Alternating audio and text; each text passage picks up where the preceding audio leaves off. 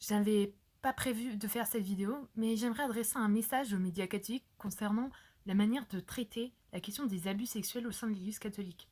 Je fais cette vidéo suite aux révélations sorties notamment dans les médias catholiques sur les agissements du Père Finet, qui est le fondateur des Foyers de la Charité demandé par Marthe Robin, et qui a eu en confession des gestes inappropriés, des touchés du corps sur des jeunes filles de 10 à 14 ans, voire 17 ans pour l'une d'entre elles.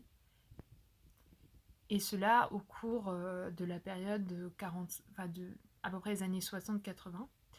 Et ces faits ont été révélés et donc ont fait l'objet d'un traitement médiatique de la part déjà surtout des médias catholiques. Tout d'abord, différencions. Qu'une communauté fasse une enquête sur son fondateur, c'est quelque chose de très bien, notamment sur ces sujets. Ne serait-ce que parce que souvent, dans certains cas, il y a la question de la sainteté du fondateur et une éventuelle canonisation.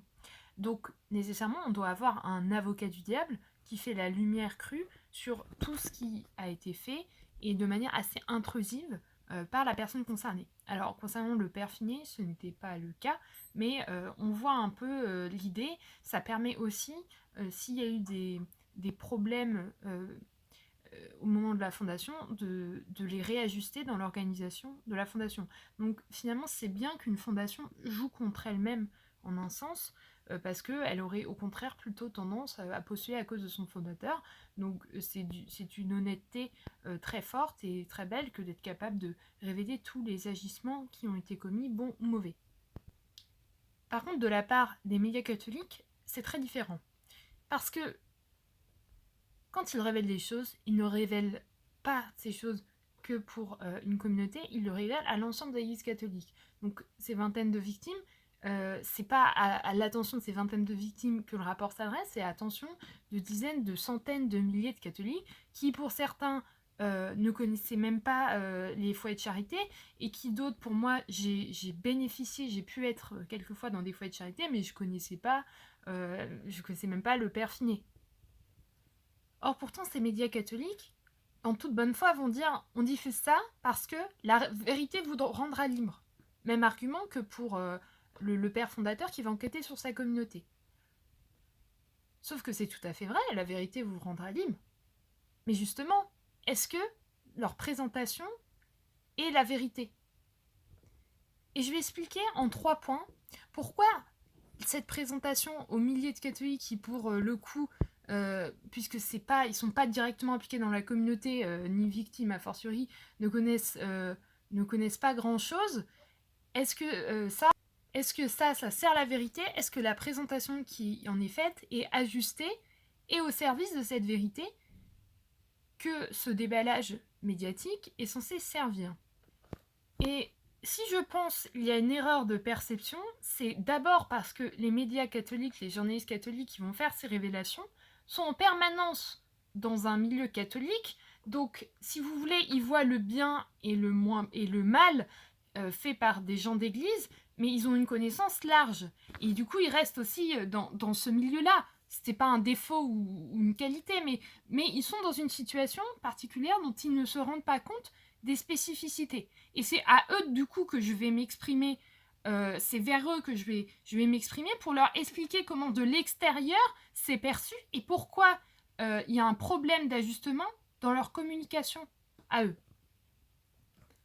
Nous, l'accumulation de faits graves, d'histoires d'abus sexuels dans l'Église, on les reçoit comme ça du tac au tac. Alors, évidemment, il n'y a pas que les médias catholiques, il y a aussi la reprise dans les médias généralistes, mais c'est pas à eux, pas forcément plutôt mal intentionnés, parce qu'effectivement, ils vont reprendre que cet aspect.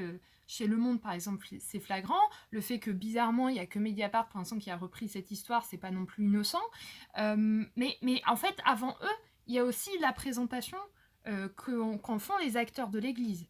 Et c'est celle-là, puisque vous êtes acteur de cette communication, de ce qui sort, et bah, c'est ça, vous pouvez vous-même y réfléchir pour l'ajuster, l'adapter, sachant qu'évidemment, les catholiques vont aussi recevoir d'autres filtres à travers les médias généralistes et encore plus les non-catholiques.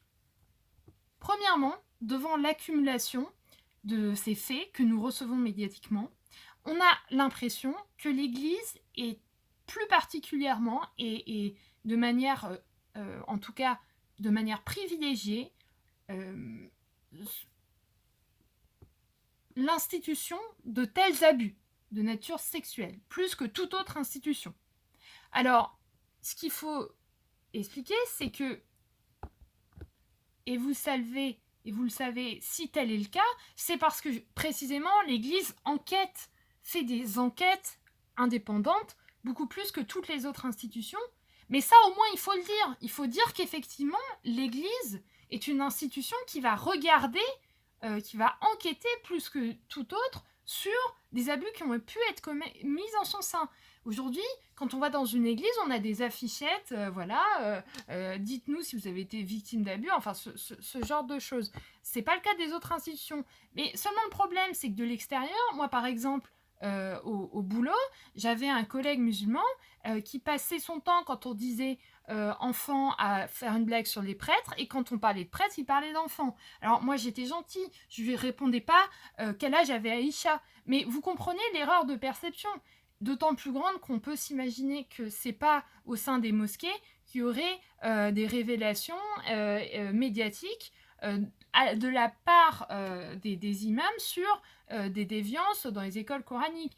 Si Tariq Ramadan s'est fait dénoncer, c'est parce que c'était quelqu'un d'extérieur qui a écrit un livre, qui était sorti du salafisme, mais sa réputation était déjà établie dans les milieux. Pourtant, ça ne l'empêchait pas de s'exprimer. Ce que je veux dire par là, c'est qu'il est évident que l'institution de l'Église fait particulièrement un effort aujourd'hui sur ce point, et c'est pour ça que des histoires ressortent. Donc il faut particulièrement insister sur ce point pour que, en fait, cet effort beaucoup plus, évidemment, en soi très admirable d'essayer de voir s'il n'y a pas eu des crimes de nature sexuelle en son sein de l'Église, ne se transforme en l'Église, on a plus de chances d'y être agressé qu'ailleurs. Et pour ça, je vais vous donner un exemple. À titre personnel, je fais partie d'une fédération de sport qui, l'année dernière, cette année, a été touchée par les révélations d'une star, c'est-à-dire Sarah Abitbol, voilà, je révèle, c'est le patinage artistique, mais qui est une personne très connue, puisque, effectivement, elle a été championne, et on la voyait à la télévision, et en sortant sa autobiographie, elle a révélé, du même coup, les viols que lui faisait subir son entraîneur de l'époque, Gilles Beyer, qui, en plus, était toujours président du principal club de patinage de Paris, club où j'étais également. Donc c'était pas n'importe quelle victime, c'était une personne déjà connue, Sarah Abitbol, le couple Sarah Abitbol et Stéphane Bernadis. De fil en aiguille, on s'est rendu compte qu'il y avait tout un système, puisqu'évidemment, le fait que la personne soit connue, ça a permis de réveiller un système. On s'est rendu compte qu'il y avait plein de connexions et que, notamment dans un autre club, en l'occurrence où j'étais aussi, parce que je m'étais engueulée avec Gilles Beyer, qui effectivement, avait un caractère assez dur que tout le monde connaissait. Bon, dans cet autre club, il y a eu d'autres viols aussi dans les années plutôt antérieures. À Agnières, et il y a tout un système qui a dû être mis en cause par la ministre des Sports, parce que c'était la fédération qui était, mouillée dans ces histoires, chacun ayant un dossier d'ailleurs sur tout le monde pour maintenir le système. Et ces révélations médiatiques ont conduit aussi des anciennes patineuses de mon âge, c'est-à-dire 26 ans à peu près, a révélé que dans ce même club d'Agnières, en fait, il y avait eu beaucoup plus récemment aussi des relations sexuelles entre l'entraîneur et elle, jeune fille en sport-études. Et en fait, il les avait déflorées à l'âge où on ne connaît pas encore les choses sexuelles. Donc, elle qualifie ça après coup de viol. Mais en fait, elles se sont réveillées, leur souffrance s'est réveillée parce qu'il y a eu cette révélation médiatique de viol dans le patinage. Alors, est-ce qu'aujourd'hui, il pourrait y avoir encore ces histoires dans le club d'Agnières ? Bah non, parce qu'il n'y a plus de professeurs hommes hétérosexuels. Ce que je peux vous dire d'ailleurs, c'est que ça ne rend pas l'ambiance plus sympathique. Le côté très féminin, très commérage, c'est également insupportable. Donc il n'y a pas que l'histoire de crimes sexuels. Mais ce qu'il faut vous rendre compte avec cette histoire, c'est que c'est des filles qui ont mon âge. Donc c'est des histoires beaucoup plus récentes, même si évidemment le club d'Asnières avait eu des histoires dans les années 70-80. On voit que là, pour le coup, c'est des histoires extrêmement récentes et elles ne sont sorties que parce que, en fait, un peu par miracle, il y a eu la sortie de cette grande star qui a fait un peu tomber un système dont personne n'avait idée. Et finalement, est-ce qu'aujourd'hui on se dit, en sport-études, il y a effectivement des risques plus forts, plus particuliers, il n'y a pas une réflexion d'ensemble, en tout cas pas dans les mentalités des gens. Donc on voit bien que les perceptions sont faussées par rapport à l'institution Église. Donc mettez ça d'abord en perspective. Le deuxième point, c'est qu'avec votre loupe, on voit des faits. Il y a une obsession effectivement pour les crimes qui ont pu être commis par le fondateur. La réaction, c'est de dire c'est un monstre.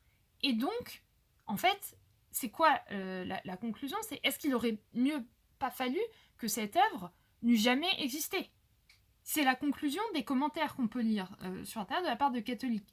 Mais ce qu'il faut comprendre, c'est que pour beaucoup de gens, s'ils connaissent même pas à la fois la fondation, ce qu'elle a fait, et qui sont confrontés juste aux crimes sexuels, et encore une fois, des crimes qu'il faut différencier, il faut expliquer combien de personnes ça touche, de quelle nature c'était, combien il y avait de victimes, eh bien, si vous les exposez qu'à ça, forcément, ils vont voir que l'aspect diabolique. Pourquoi on a laissé un monstre? Donc finalement, pourquoi il aurait mieux fallu ne rien faire?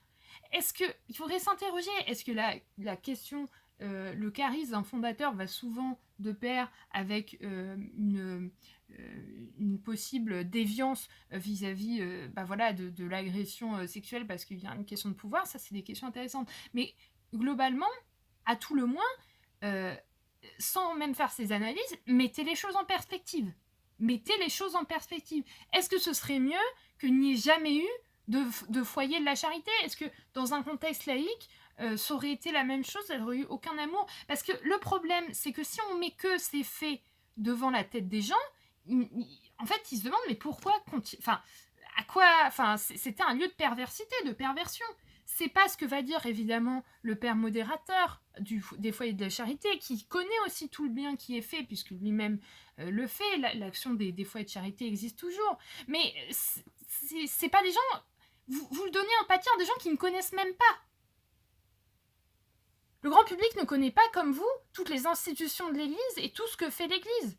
Et en fait, le risque aussi, c'est si on se focalise toujours sur les péchés sans le mettre, expliquer quel est le degré de gravité, combien de personnes ça a détruit, combien de personnes ont quand même été aidées, qui n'ont pas été des victimes. Enfin, voyez cette mise en perspective plus globale pour avoir une image équilibrée de ce que c'est, de l'action de l'Église, et dans ce cas, on n'agit pas.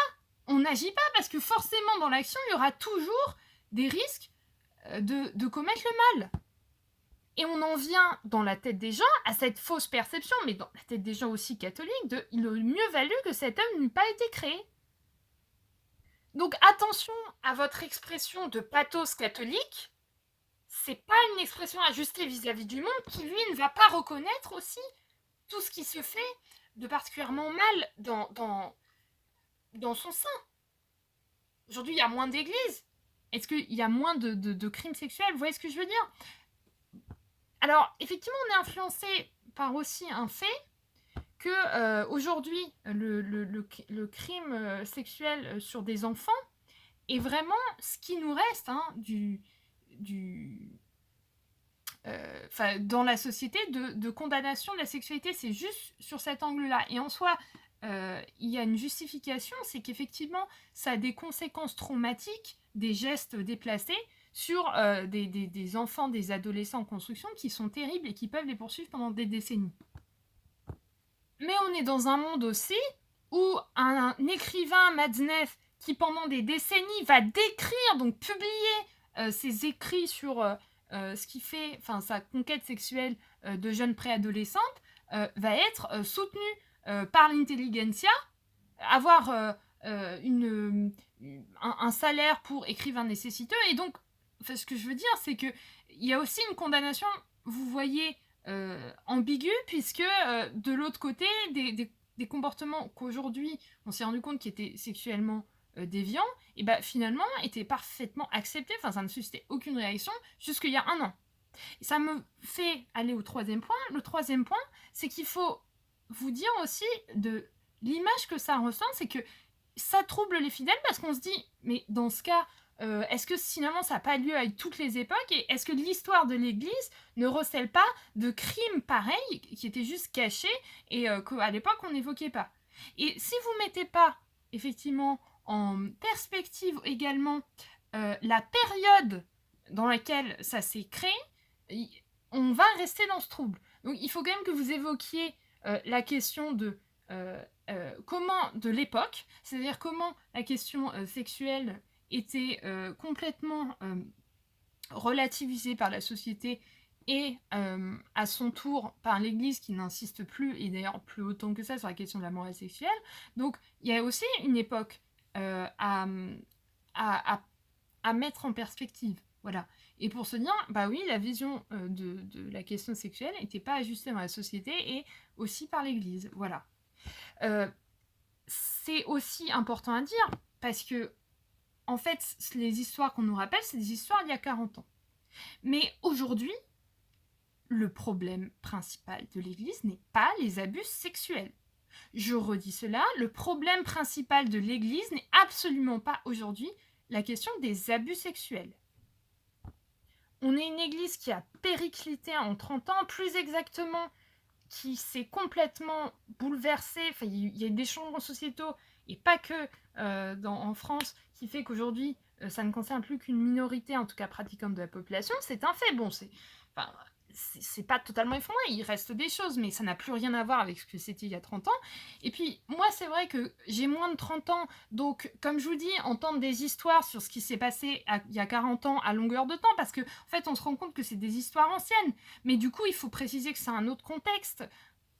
Parce que le problème, c'est que de l'extérieur, les gens pensent que c'est un problème actuel de l'Église. Or, moi, ce que je peux vous dire, c'est que je connais bien des prêtres, mais je n'ai jamais été agressée sexuellement de la moindre manière que soit par un consacré, par un prêtre ou une religieuse.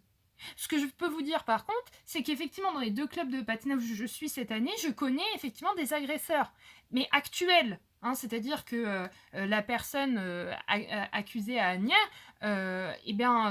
c'est des histoires toutes récentes qui concernent des filles de mon âge. Et je vois très bien de qui il s'agit. Par contre, l'Église actuellement a bien d'autres soucis. Moi, je suis beaucoup plus blessée par le snobisme qu'on peut voir parfois au sein de l'Église catholique en France que par une quelconque question de sexualité ou de gestes déplacés. Et le problème, c'est qu'aujourd'hui, en reparlant de ces histoires de crimes sexuels, comme je vous ai dit, sans mise en contexte, juste en les balançant, vous focalisez l'attention, même au sein de l'Église catholique, sur des problèmes qui ne sont plus actuels. Les problèmes missionnaires de l'Église catholique ne sont pas liés à une question d'abus au sein des structures. Ça a pu l'être par le passé, mais du coup, ça concerne des gens qui ne sont pas de ma génération. C'est